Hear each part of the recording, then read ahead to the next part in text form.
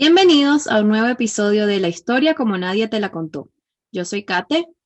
Y yo soy Leo. En este podcast discutimos diferentes episodios de la historia mundial.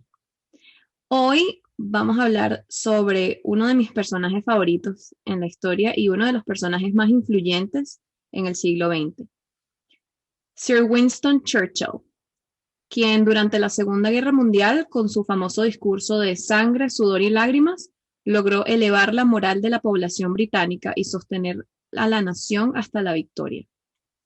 Papá, ¿cómo empezamos en su vida? Fíjate, Winston Churchill nace en 1874. Es hijo de Randolph Churchill y de Jenny Jerome. Él es descendiente de el primer conde de Marlborough. El primer conde de Marlborough, un personaje legendario en Inglaterra. Luchó contra los franceses en la época de Luis XIV y, bueno, salvó a Inglaterra ¿no? En esos, fueron muchas guerras en las que participó. Sirvió a varios reyes, ¿no? Eh, los franceses, hubo una batalla y en esa batalla se creía que él había desaparecido. Y los franceses hicieron una canción que era como una especie de burla, pero que al final del día quedó como una alegoría al conde de Marlborough, que era Marlborough se fue a la guerra, que en español lo hicieron más corto, pusieron Mambrú. Ah, ¿en Mambrú se serio? ¿De fue a ahí la guerra, salió? sí. Pero no solo eso, sino que los americanos hicieron una versión en inglés que dice because he's a jolly good, he's a jolly good But he's a fellow. jolly good fellow. He's a jolly good fellow. Ok. Eso también es para él. Y que en español después era porque es un buen compañero. Ajá, ajá. Eso Wow. todo es por el conde de Marlborough, que era un hombre legendario. De hecho, cuando Winston descubre su vena de escritor, su primer libro fue la biografía del conde de Marlborough. Mm. Sirvió varios reyes y fue una vida dilatada en combates y guerras y batallas y en política. Un tipo muy interesante, al cual él admiraba mucho. Bueno, eh, Randolph era un hombre mujeriego, Randolph es el papá de el Winston. papá, un hombre mujeriego, y la mamá, Jenny, ella era hija de un millonario norteamericano. eh, Era también, digamos, le gustaban los hombres, ¿no? Bueno, en los cotilleos de la época se habla que hasta el rey Jorge se lo raspó. Dios mío. Sí, sí. Y por otra parte, Randolph también vivía la vida loca, ¿no? Y contrajo sífilis y murió muy joven, a los 46 años. Wow. Randolph ocupó puestos en el gobierno y estuvo en el parlamento. Entonces era un lord y estaba ahí en la Cámara de los Lords. Pero desde pequeño, ellos veían o sea, él sobre todo, veía al niño como un bueno para nada.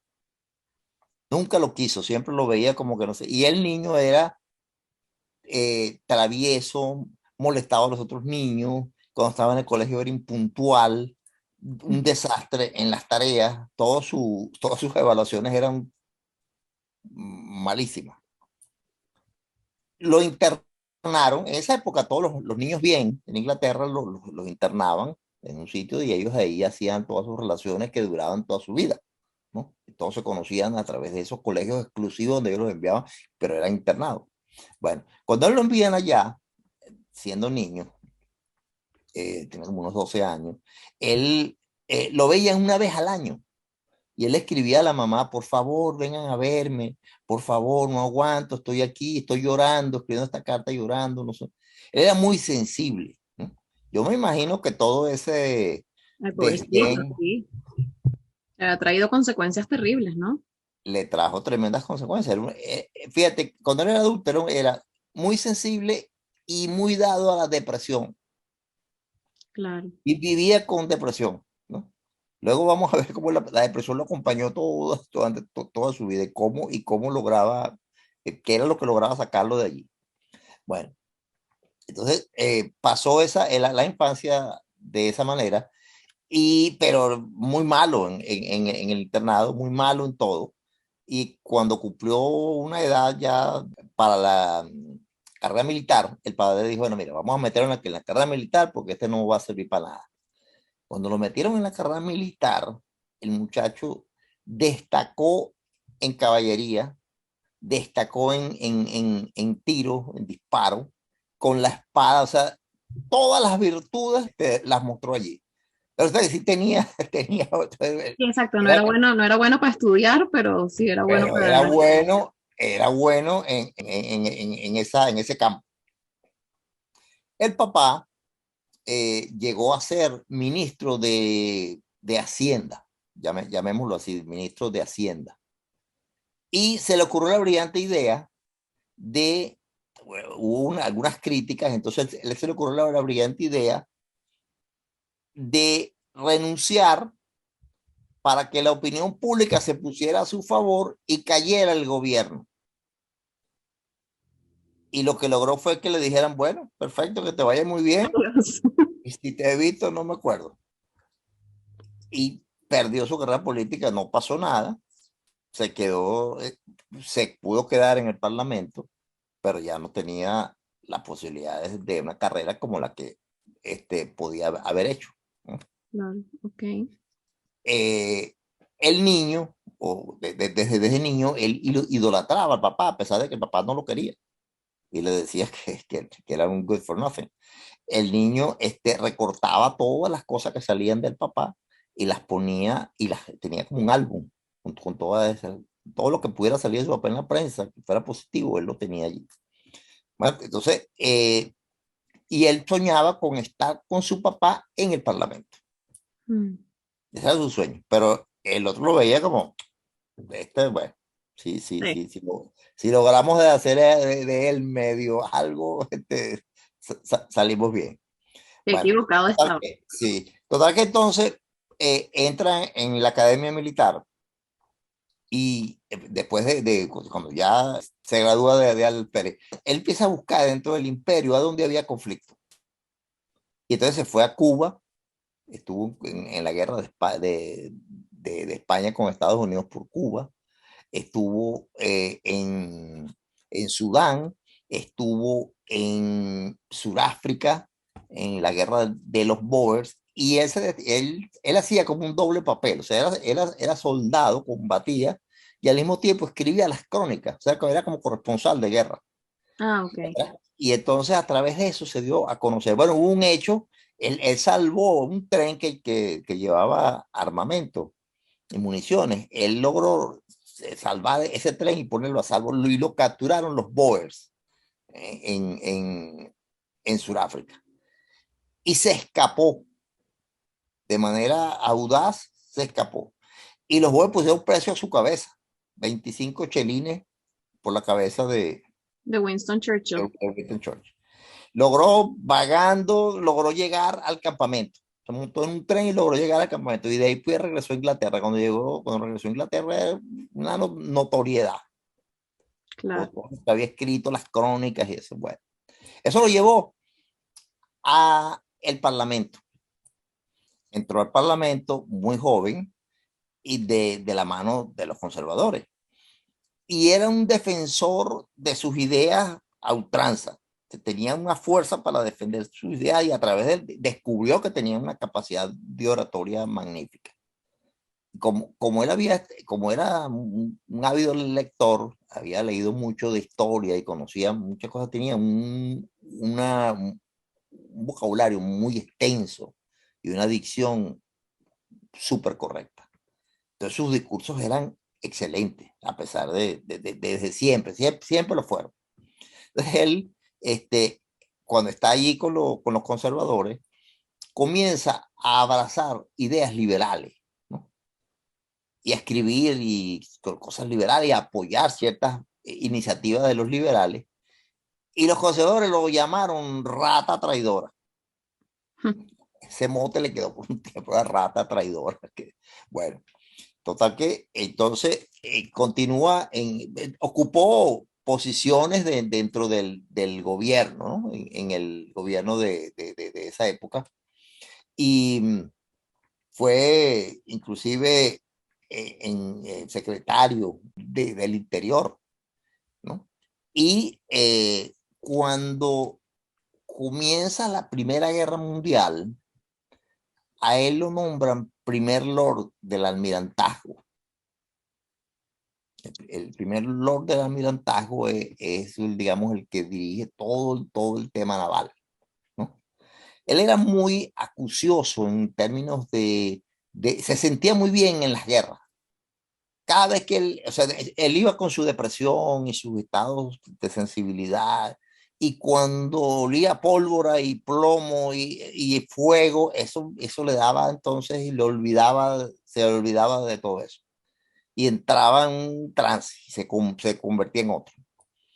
Entonces, cuando comienza la Primera Guerra Mundial, lo nombran primer lord del almirantazgo. Entonces él comienza a trabajar en que Inglaterra tenía que tener una flota muy poderosa y comienza a fijarse en la aviación y a darle a eso importancia. Bueno, la Primera Guerra Mundial se caracterizó por ser una guerra de trincheras.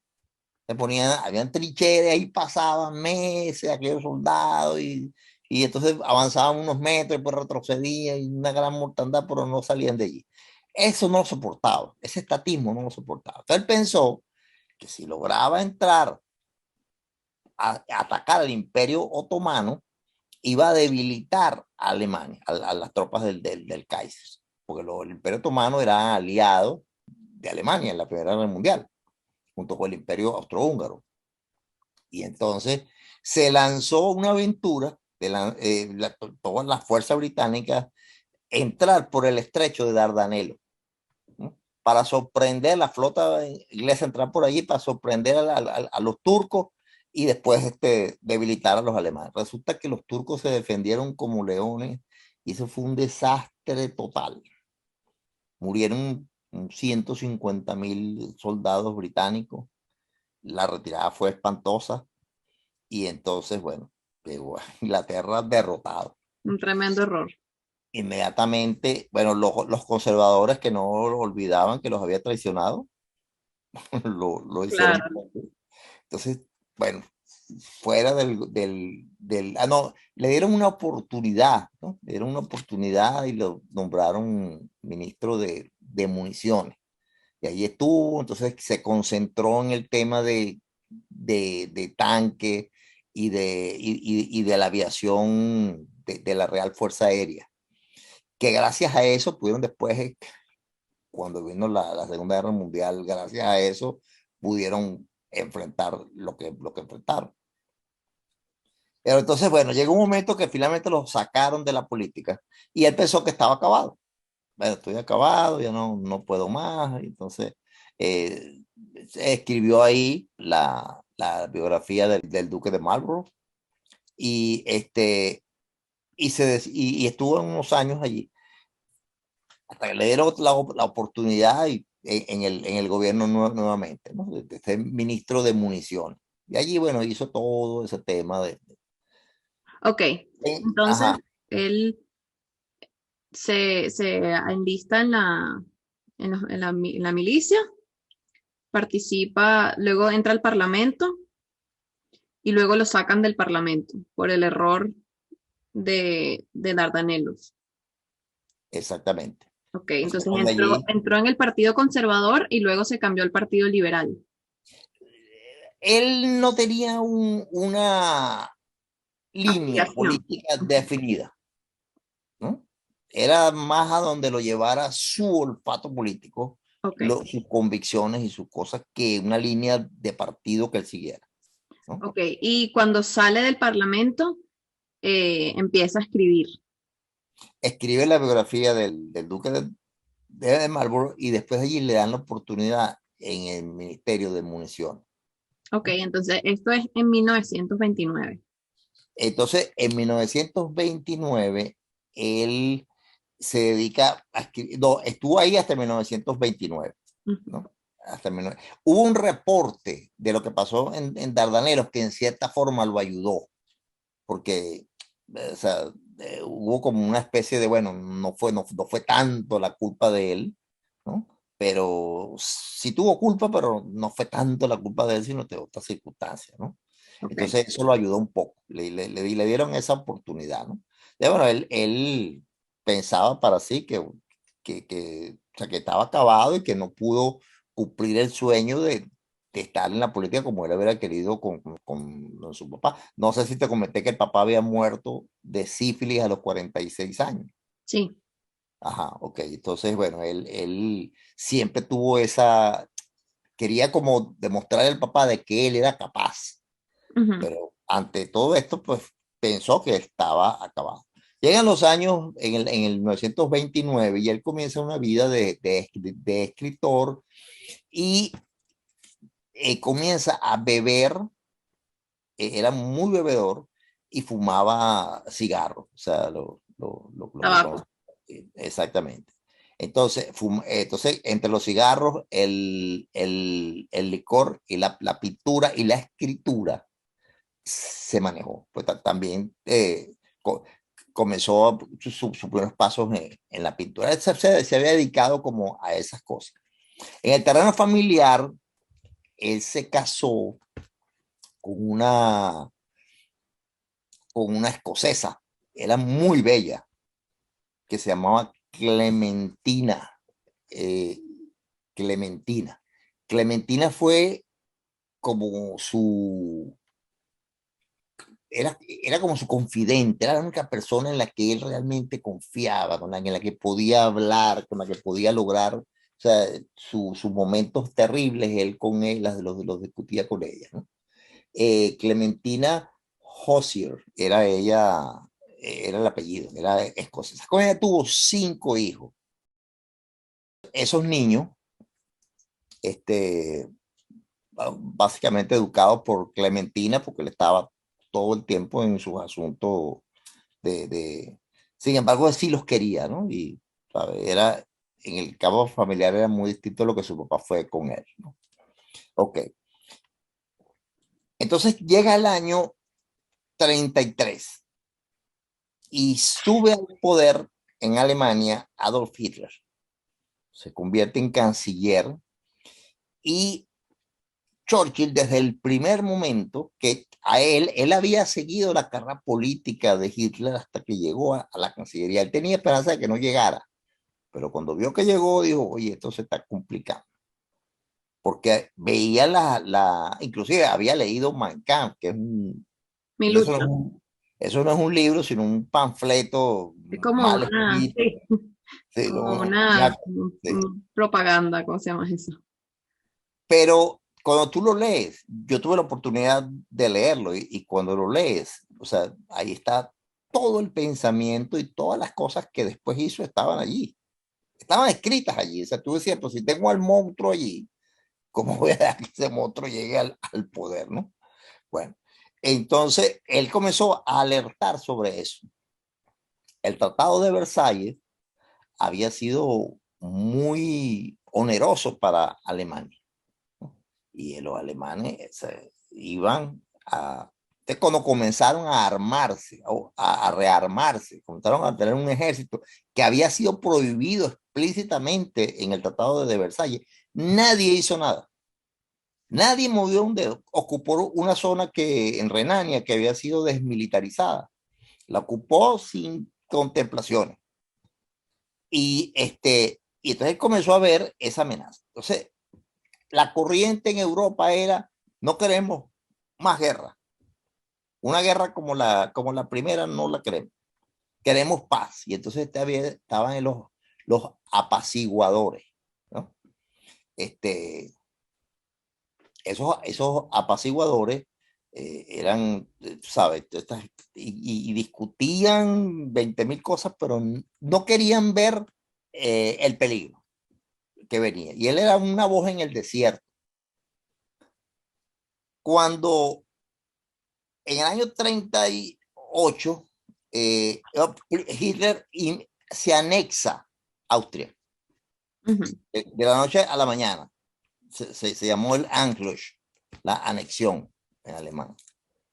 Se anexaron Austria y todas las potencias europeas se quedaron así como, bueno, ellos hablan alemán y se entienden, ¿no?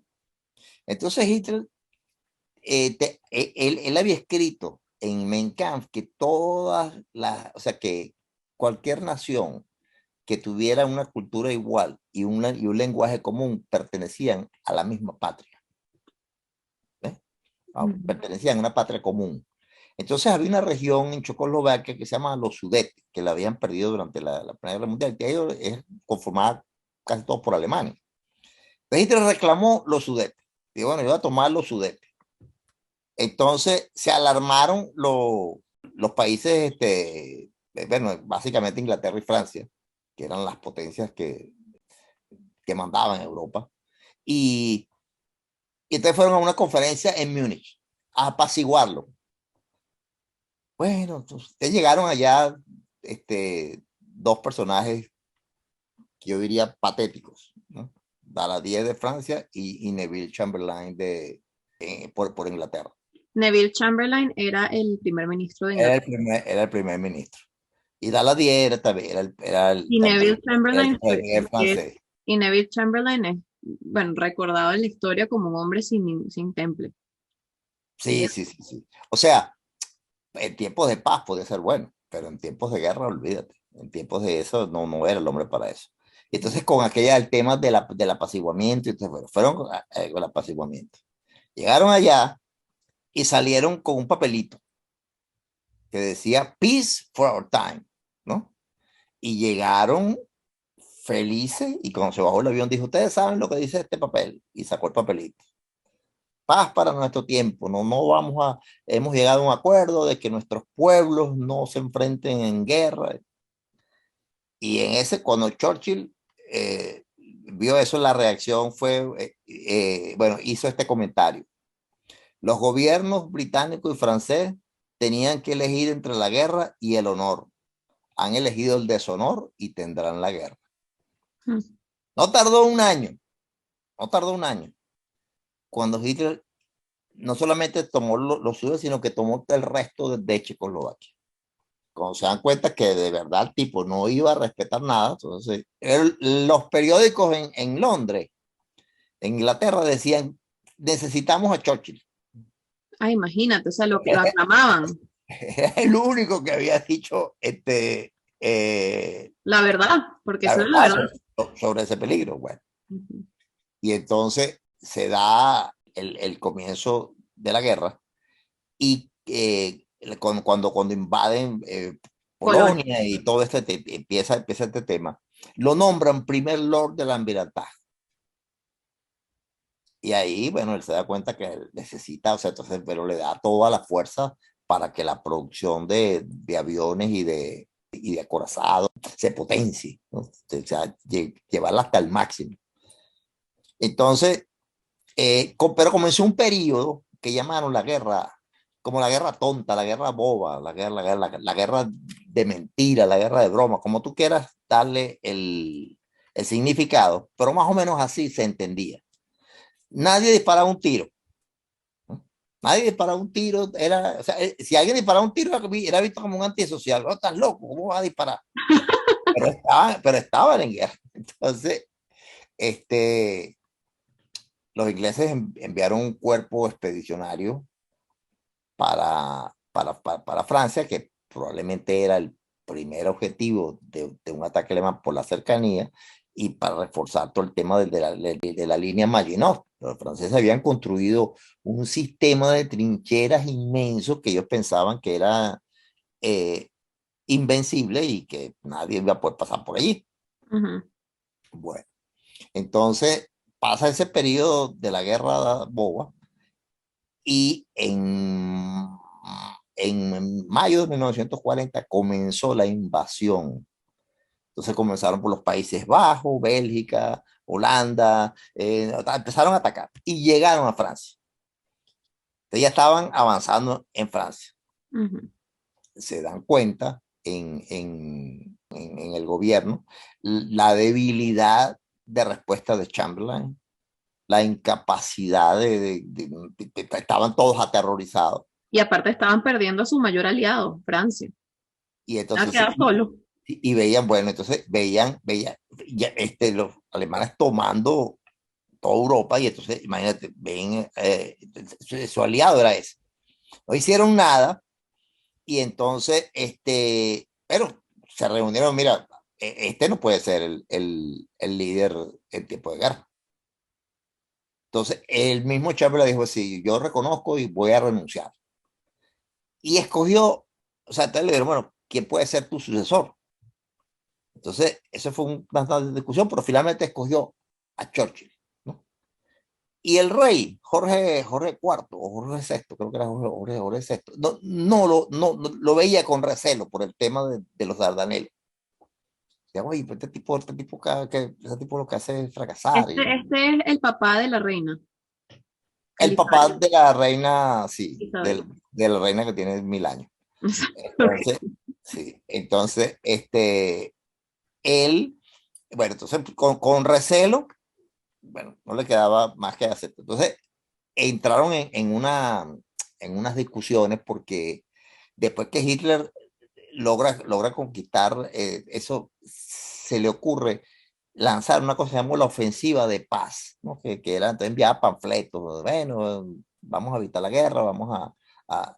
Y estos estaban tratando de ver si aceptaban un acuerdo con los alemanes a través de Mussolini, que Italia todavía no había entrado en la guerra, ¿no? Mientras tanto, los alemanes iban avanzando, iban rumbo a París. Ok.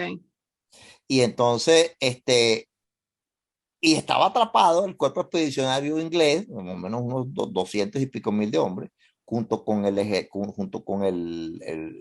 fuerza francesa, eran como 400.000 en total, atrapados en una playa en Dunkerque. Ujú. Ya van allí.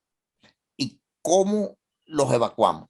Entonces los tipos pensando en rendirse, pensando en, bueno, una negociación, y Churchill le dijo a Halifax, que era digamos, el líder de los apaciguadores, ¿no?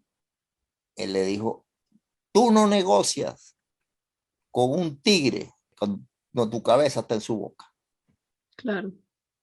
Y entonces, bueno, finalmente él tenía que lograr que Chamberlain, porque él no tenía apoyo en ninguna cámara, él no tenía apoyo, él estaba solo.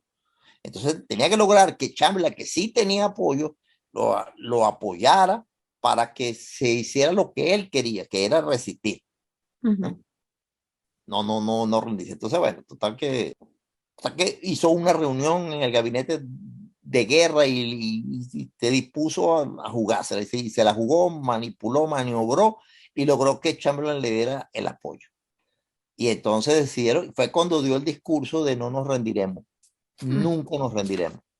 Ujú. Pelearemos en las playas, pelearemos En en las los caminos, montañas. pelearemos en las montañas, pero nunca nos rendiremos. Ujú. Después de ese discurso, entonces se decidió que Inglaterra iba a la guerra, a la confrontación. Bueno, y sí lograron sacar a los soldados de Dunkirk. Lograron sacarlo porque hicieron una maniobra y enviaron Enviaron civiles que tenían barquitos, los llevaron ahí un sacando barquito soldados. y lo sacaron.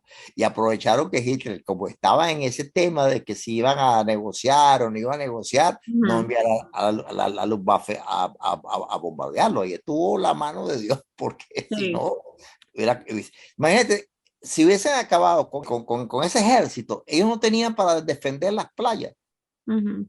si los alemanes atacaban. No tenían tropas preparadas para defender. Estaban reclutando y entrenando, pero eso no era suficiente. Bueno, Ese discurso, a mí se me paran los pelos cuando lo escucho. sí. O sea, yo me imagino haber estado en la población y haber escuchado eso del líder, de un líder, de haber sido increíble para la moral de la gente, pues. Pero imagínate tú esto, Kate. Imagínate tú, vamos a ponernos en esta posición. Tú eres un ciudadano inglés, cualquier ciudadano inglés en ese momento, con Inglaterra sola, sola, porque no había nadie que pudiera Nadie. ayudarlo. Roosevelt le decía, sí, yo te ayudo, yo te vendo armas y te vendo petróleo. Sí, Te exacto. vendo, te lo vendo. Entonces, ¿de dónde saco los recursos? Para Rusia pagar tampoco eso. había entrado en la guerra. Los rusos, ni siquiera, Ni- los rusos, no, en ese momento los rusos eran aliados de Hitler, habían invadido Exacto, Polonia también, ¿no? exacto. Sí. Y confiar en Stalin era, bueno, imagínate, ¿no? Es como Ujú. confiar en el diablo. Pero el tipo le levantó la moral a la gente. O sea, hizo que el inglés diera, el británico, dijera, mira, como sea, vamos a luchar hasta la muerte. Si vamos a morir con la espada en la mano. Claro. ¿Ves? No postrados, temblorosos ahí ante la.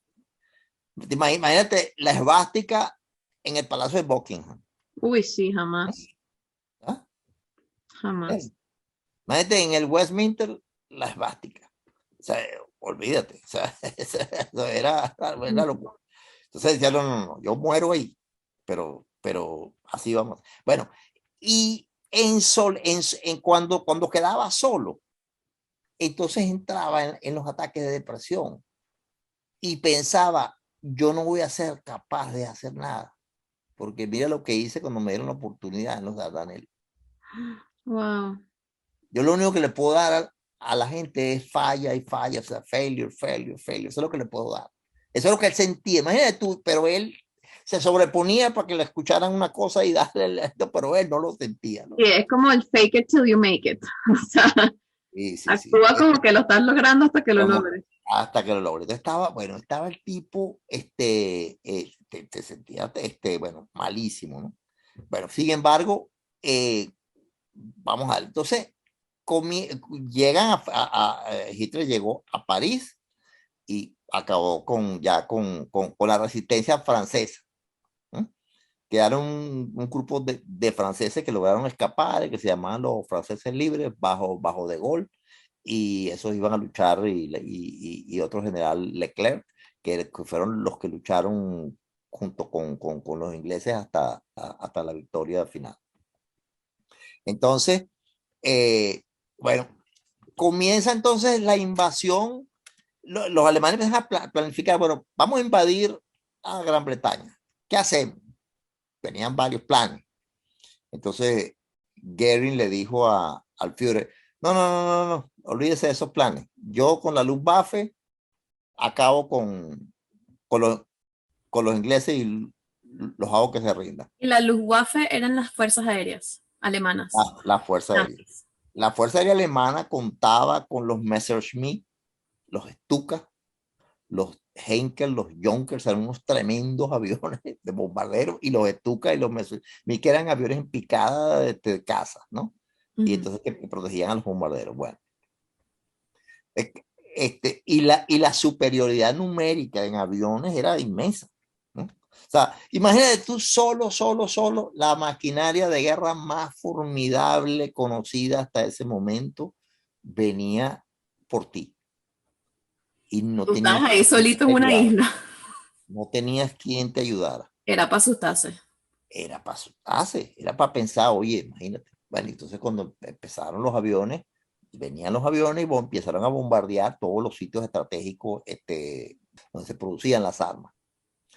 Eh, y esto resistiendo, pero imagínate, construías aviones y te los volaban, construías aviones y construías tanques entonces, bueno, la suerte, Dios, llámalo como tú quieras, entró en defensa de la libertad. Ujú. Un soldado alemán, un piloto alemán,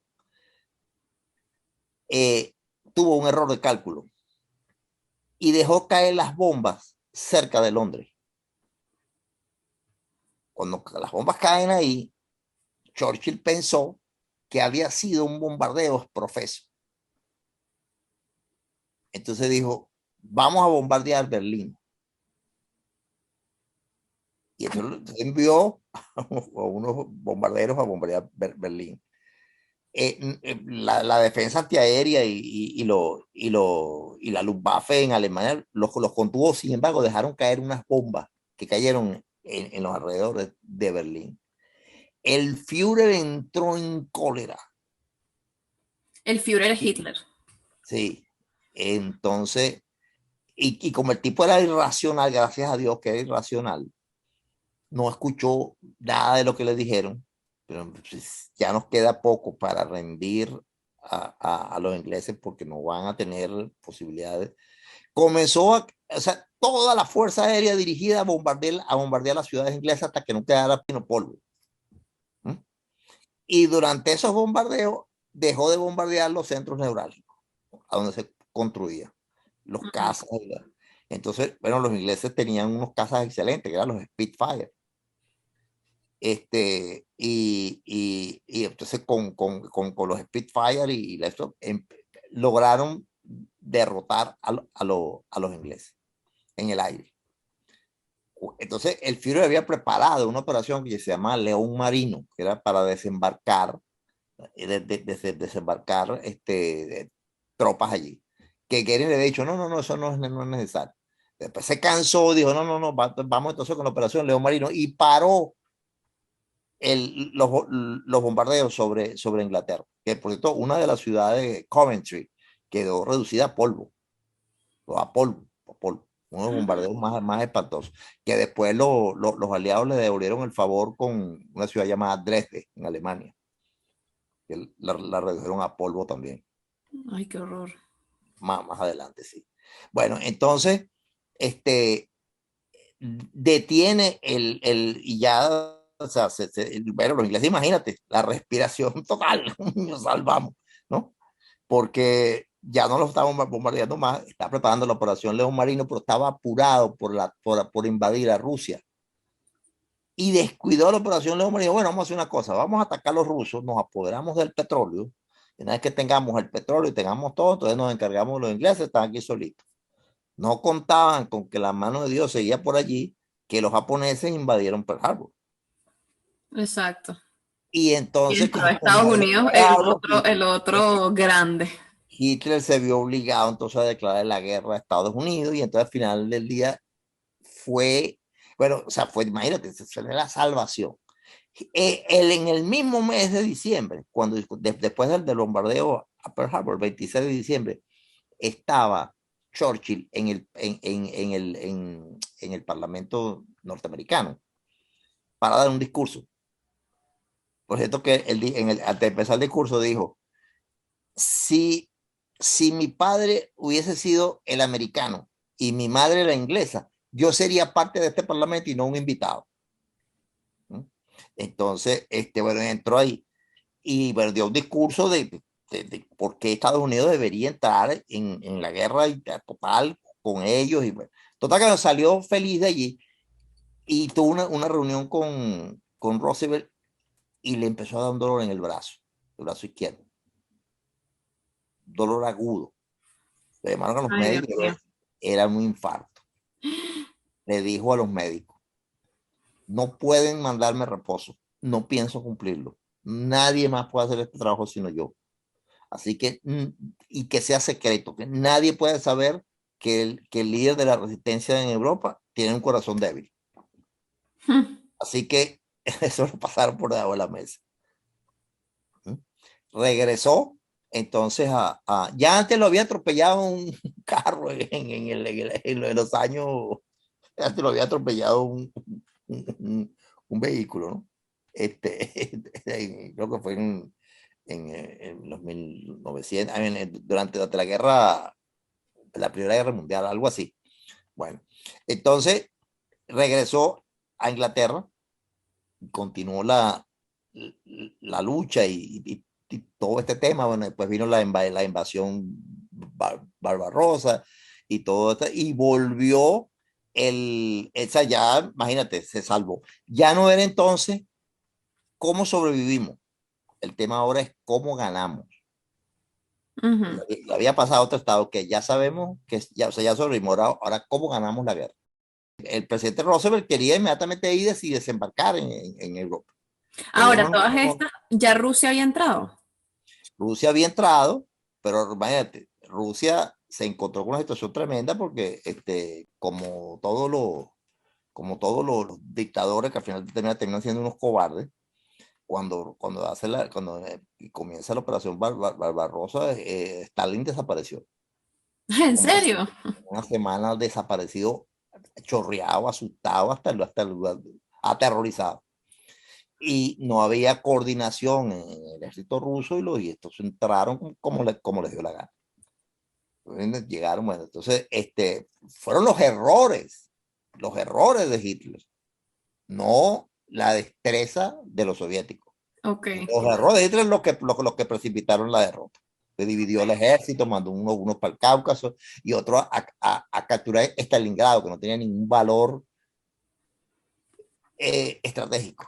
Y Leningrado, solamente por ser la ciudad de Lenin, Stalin, había que destruirla, entonces perdió ahí, bueno, ahí perdió la guerra. Ok. Por esa estupidez. Pero entonces, cuando empieza a presionar a Stalin para que haya un frente europeo, para no hacer solo la pelea contra los alemanes. Entonces, pero Churchill dice, no, no, no, no, todavía no podemos.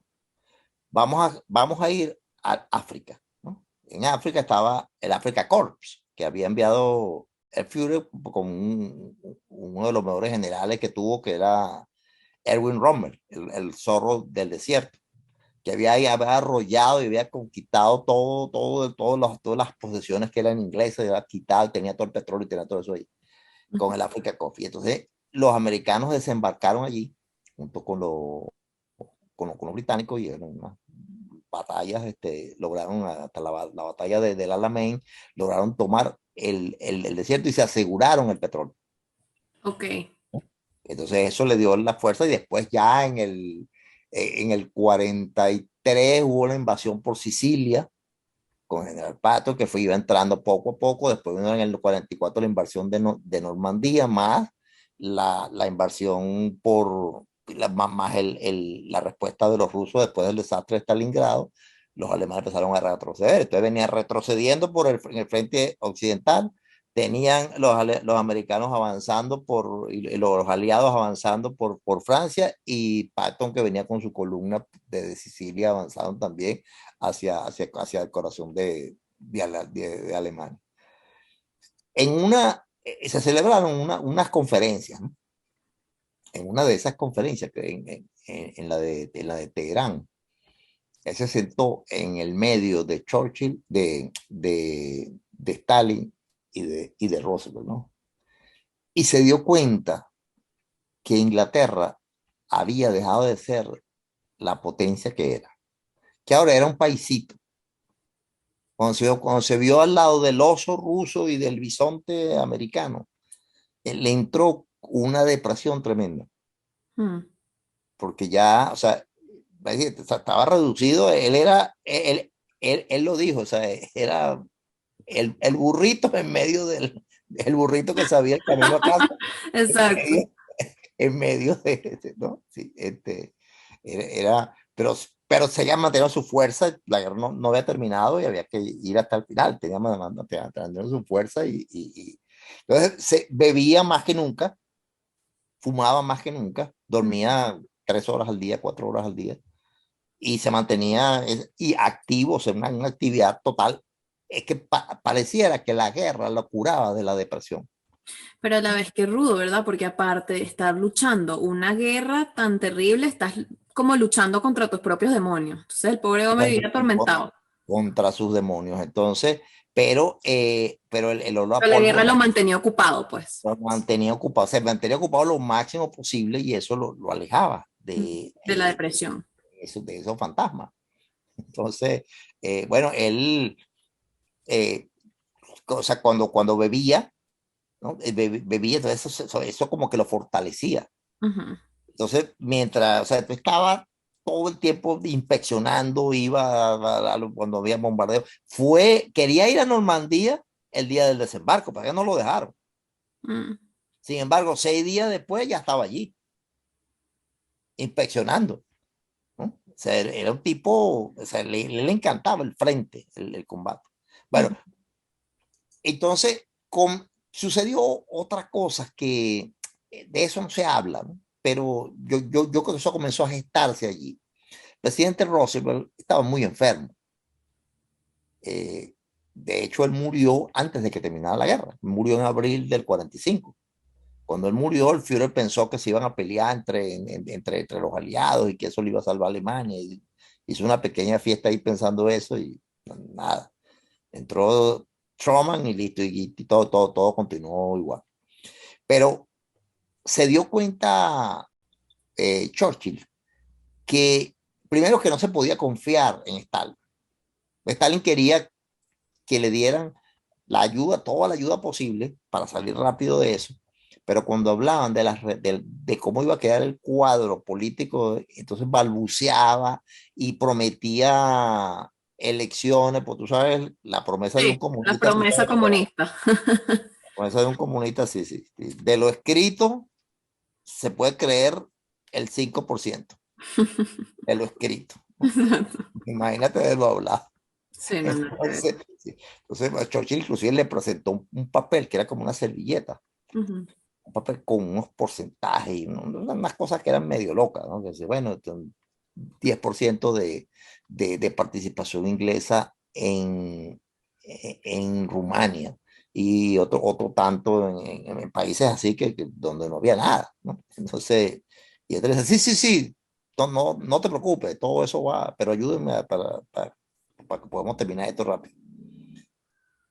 Y entonces, bueno, termina la guerra, el discurso de la victoria, y, y bueno, era el momento, digamos, el momento cumbre frente a la nación británica, o sea, un hombre que desde este momento oscuro, de esa hora oscura, donde estaban solos, dirigiendo la resistencia, no había nadie, no tenían ayuda de ningún tipo, y partiendo de allí, llegar a la victoria, o sea, eso es una hazaña este, Increíble. increíble, ¿no?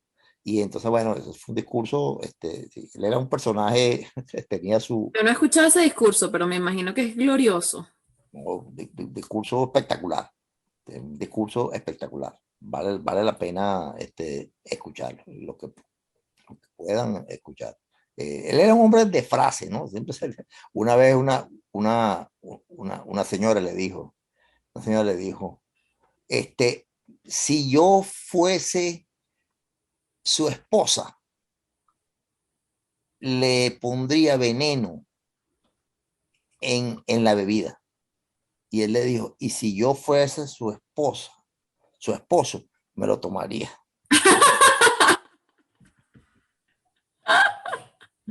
Qué bueno. Por ocurrencia, sí, no Qué sé. rápido. Sí, sí, sí, era muy rápido. Ahí tú puedes encontrar montones de citas, de quotes Sí. de Churchill, interesantísimas todas, ¿no? Ujú. Bueno, lo cierto es que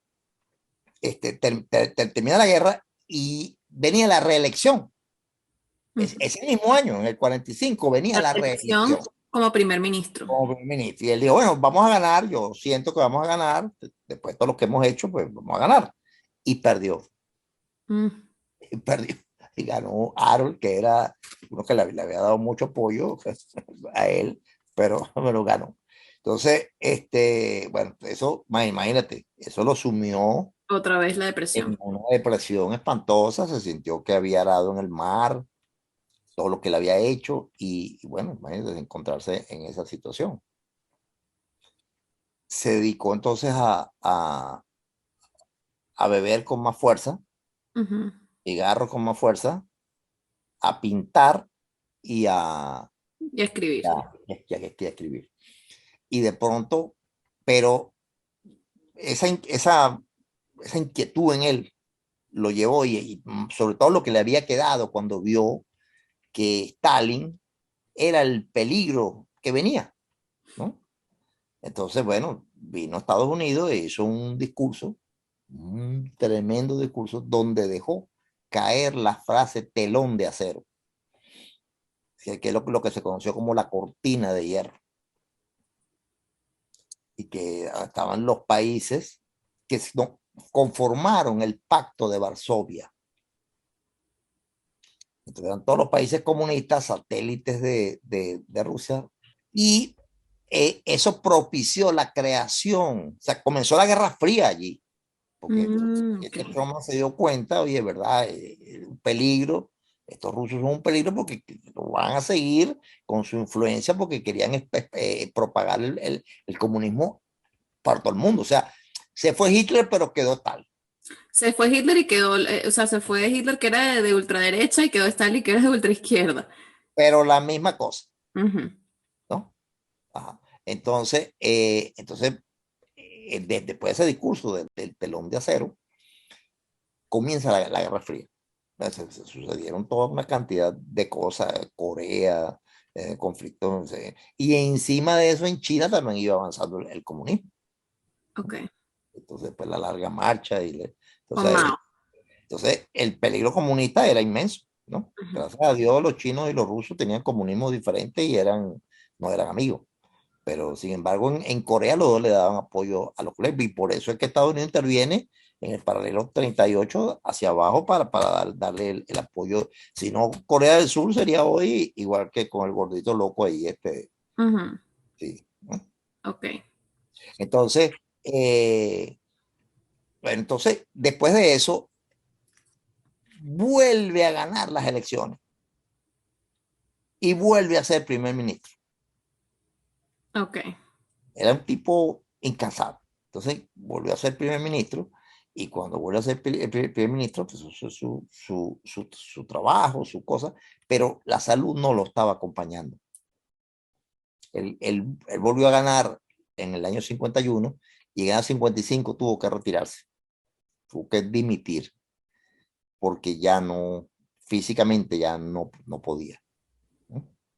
Entonces, bueno, ahí, de ahí sí dedicó a viajar, Pero ya eh, estaba mayor también, ¿no?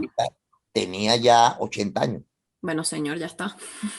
¿no? 80 años. Entonces se dedicó a viajar, daba lectures, pintaba, escribía, bebía y fumaba.